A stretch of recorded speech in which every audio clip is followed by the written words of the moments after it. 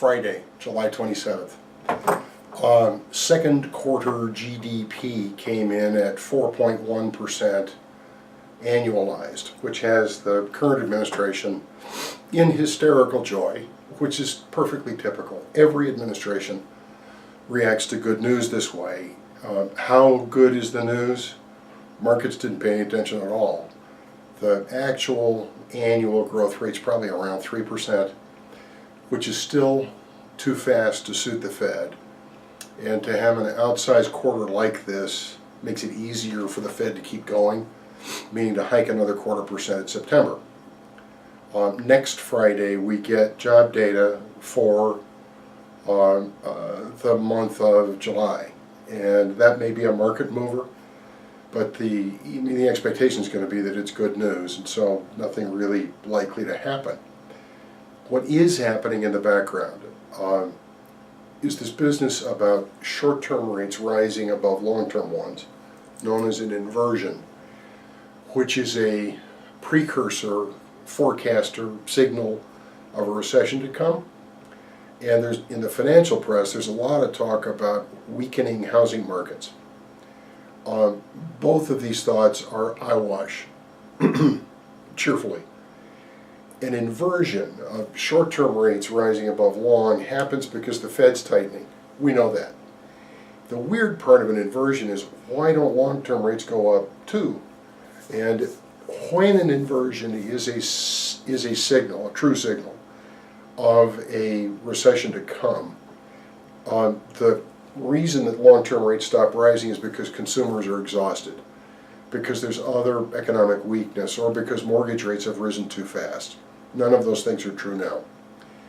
Housing is not weakening. If anything, demand is every bit as strong as ever, despite several good years.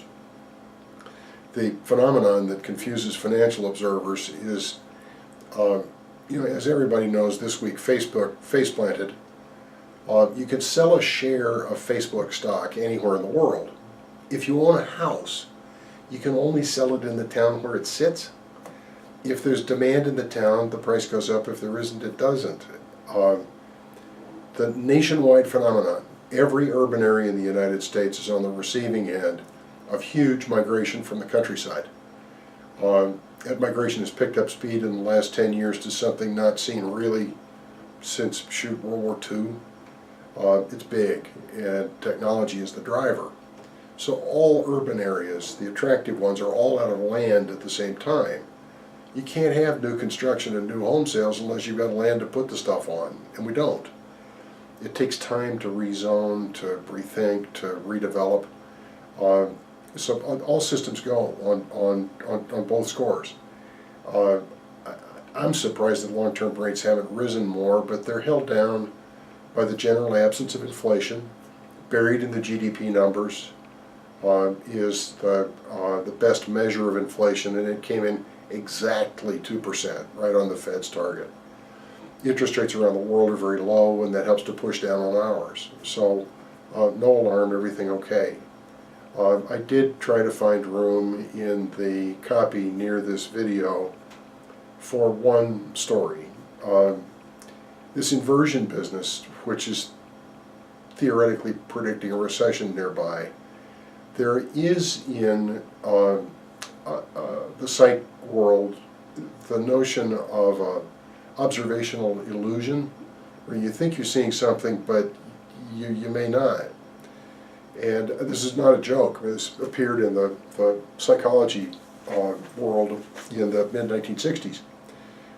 But its root is in a story from the 1920s, says Wikipedia, and the story's very short.